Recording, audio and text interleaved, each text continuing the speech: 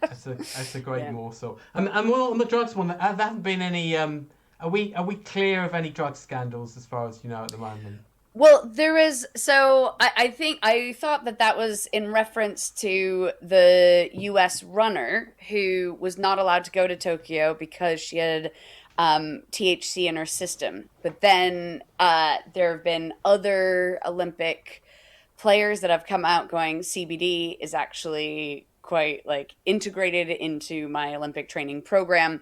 And so there seems like there was just a lot of controversy of going, well, wait a minute, is that a double standard if one of them has CBD? And that's totally fine, but THC is not okay because we're all working off of a cannabis plant.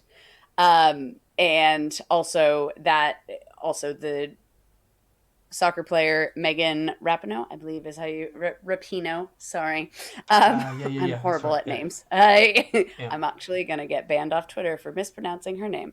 Was the one who was saying that CBD is actually quite integrated into their training.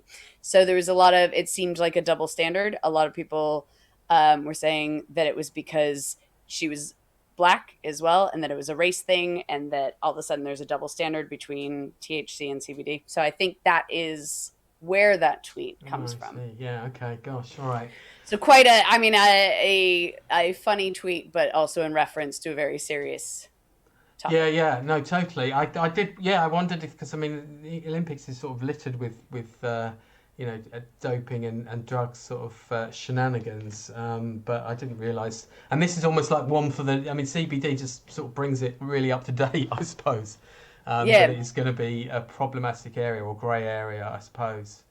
You know. it is, and it's one of those. I mean, like you're also sitting there going, THC is not like on one hand you're going, that's actually not gonna that's no and pot was never considered a drug enhancing performance enhancing drug, right? No Yeah, one yeah, like yeah, smokes a joint and is like, you know what I want to do, run a marathon.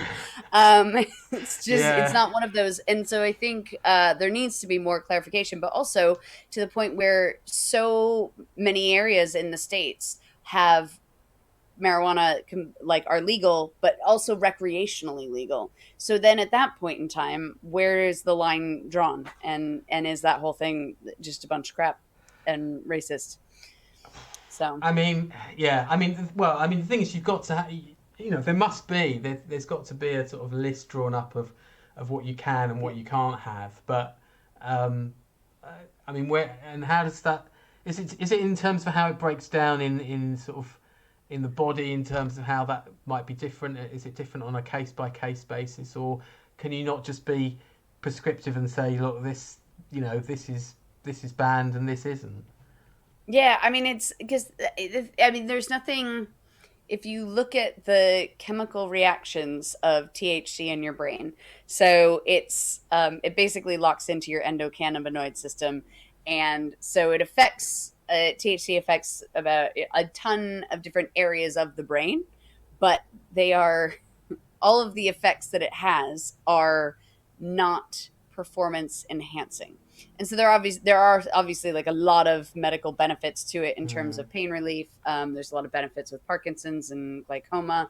Um, but most of if you are not seeking medical treatment, a lot of it has to do with reducing anxiety, and reduces motivation. I mean, if anything, Olympic athletes who have THC in their system should be applauded.